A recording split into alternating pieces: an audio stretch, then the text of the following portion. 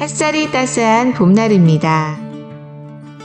어스틴 주님의 교회 매일 말씀 묵상으로 하루를 시작하시는 여러분들을 환영합니다.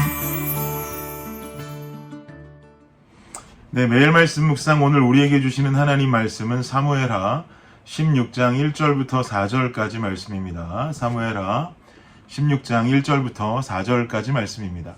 우리 한 목소리로 함께 읽겠습니다. 시작. 다윗이 마루턱을 조금 지나니 무비보셋의 종 시바가 안장 지운 두 나귀에 떡 200개와 건포도 100송이와 여름과일 100개와 포도주 한 가죽 부대를 싣고 다윗을 맞는지라. 왕이 시바에게 이르되 내가 무슨 뜻으로 이것을 가져왔느냐 하니 시바가 이르되 나귀는 왕의 가족들이 타게 하고 떡과 과일은 청년들이 먹게 하고 포도주는 들에서 피곤한 자들에게 마시게 하려 함이니이다. 왕이 이르되 내 주인의 아들이 어디 있느냐 하니 시바가 왕께 아뢰되 예루살렘에 있는데 그가 말하기를 이스라엘 족속이 오늘 내 아버지의 나라를 내게 돌리리라 하나이다 하는지라. 왕이 시바에게 이르되 무비보셋에게 있는 것이 다 내 것이니라 하니라. 시바가 이르되 내가 절하나이다. 내 주 왕이여 내가 왕 앞에서 은혜를 입게 하옵소서 하니라. 아멘. 여러분, 눈물 젖은 빵을 드셔보셨습니까? 설교 시작부터 웬 갑자기 눈물 젖은 빵 타령인가 하실 수도 있겠습니다. 인생의 고통, 고난, 힘든 시간을 겪은 경험을 이야기할 때 우리는 그 고난의 시간을 돌아보면서 보통 눈물 젖은 빵을 먹어보았느냐고 이야기를 하곤 합니다. 고통과 고난의 시간까지는 아니라 할지라도 제가 어스틴에서 유학생활을 처음 시작하던 초반은 정말 쉽지 않은 시간들이었습니다. 언어의 문제도 있고 한 번도 겪어보지 못했던 타국의 문화들, 그리고 모든 생활의 방식들도 완전히 다른 나라에서 새로운 인생을 살아간다고 하는 것은 결코 쉬운 일이 아니었죠. 옆에 있는 아내는 하루가 멀다 하고 한국이 그립다면서 눈물 짓기도 하고요. 저도 마음을 다잡지 못하고 뒤숭숭한 마음으로 그 시간들을 보냈던 기억이 납니다. 지금 설교를 들으시는 성도님들도 속으로 맞아, 나도 그랬지 하고 생각하시는 분들 많으실 거라고 생각합니다. 이렇게 힘든 시간을 보내고 있는 와중에 어스틴에 먼저 와서 유학을 하시던 제 한국 모교의 같은 과 선배님이 제게 하루는 전화를 주셨더랬습니다. 그리고는 내일 아침 9시까지 아파트 앞으로 나오랍니다. 본인의 차에 태워서 자기가 정말 맛있는 음식을 사주러 가겠다는 거죠. 그리고는 그 다음날 아침이 돼서 선배님은 진짜로 나타나셔서 아파트 앞에 서 있는 저를 이끌고 식당으로 향했습니다. 그 식당이 어디였냐면 바로 맥도날드였습니다. 제게 소개시켜 주시기를 주니라 맥도날드에는 아침에 파는 메뉴가 다르다고 말씀하시면서 아침에만 먹을 수 있는 맥도날드 음식을 내가 오늘 너에게 알려주고 사주겠다라고 말씀하셨어요. 당시에는 그게 왜 그렇게 신기합니까? 저녁의 메뉴, 오후의 메뉴가 따로 있고 아침의 메뉴가 따로 있다는 게 제게는 너무나 신기했습니다. 선배님이 사주신 맥도날드 아침 메뉴를 먹으면서 당시를 살면서 제가 자신이 겪고 있는 고충과 어려움들을 선배님께 말씀드리고 또 선배님은 그 이야기를 다 들으시면서 격려해 주시는데 얼마나 그 시간이 제게 큰 힘이 되었는지 모릅니다. 이 선배님 아직도 지금 어스틴 살고 계시는데 오늘 생각난 김에 전화라도 한 통 드려야겠습니다. 누군가 제게 유학 시절 중에 가장 기억에 남는 음식을 고르라고 물어본다면 저는 고민하지 않고 그 맥도날드 아침 메뉴를 고를 것입니다.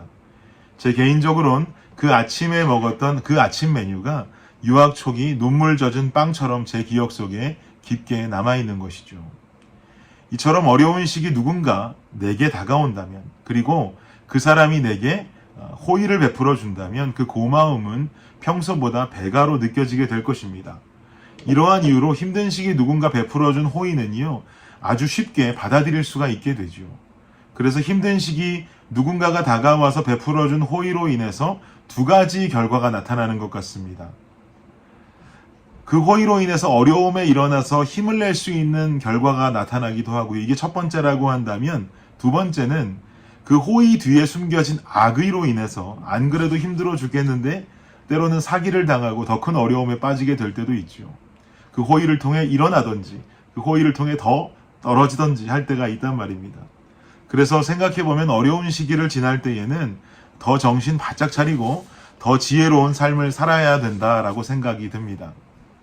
현재 본문 속에 나오는 다윗의 상황은 어떻습니까? 엄청난 고난 중에 있죠.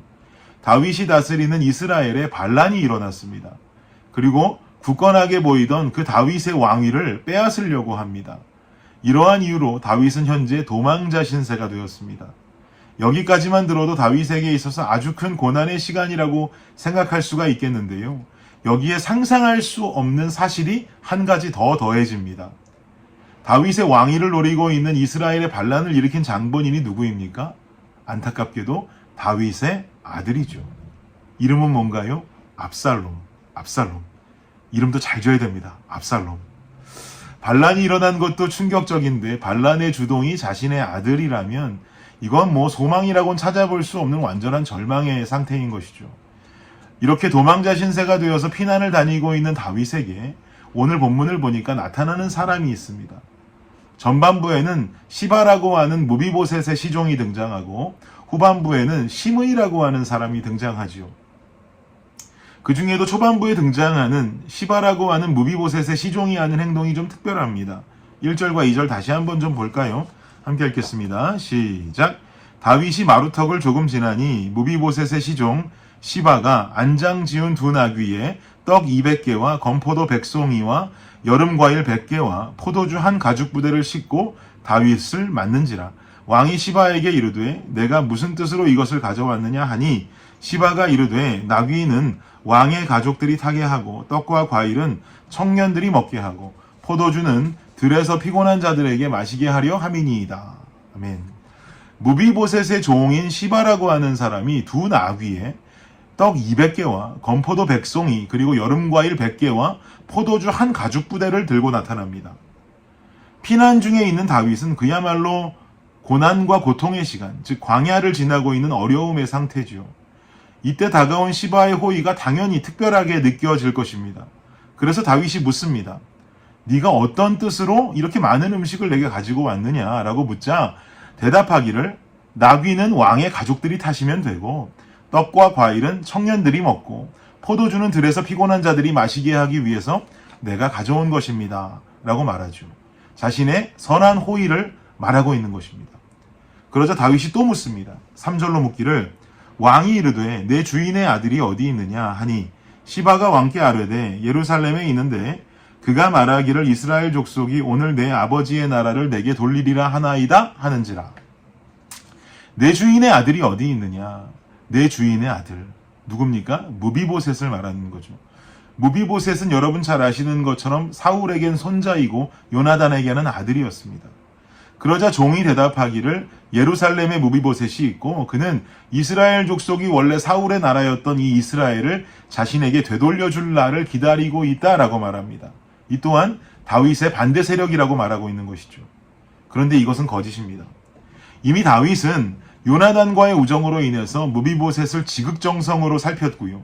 그에게 큰 호의를 베풀었습니다. 심지어 궁정으로 들어와서 함께 살게 했습니다. 이런 무비보셋이 다윗을 배신할 이유가 없지요.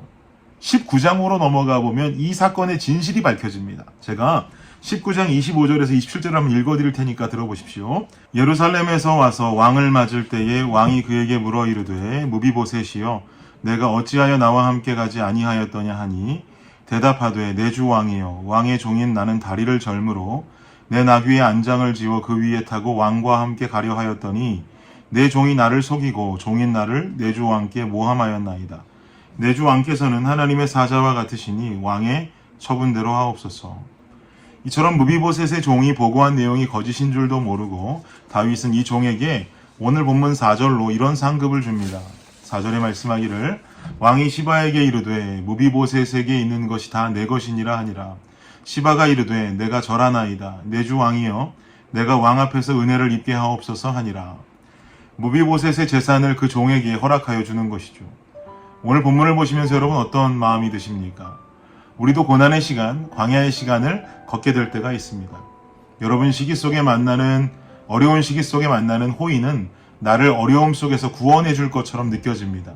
더군다나 힘있고 권력 있는 사람이 다가와서 큰 호의를 베푼다면 그 힘을 딛고 일어서서 내 광야가 마치 끝날 것 같이 느껴지기도 합니다.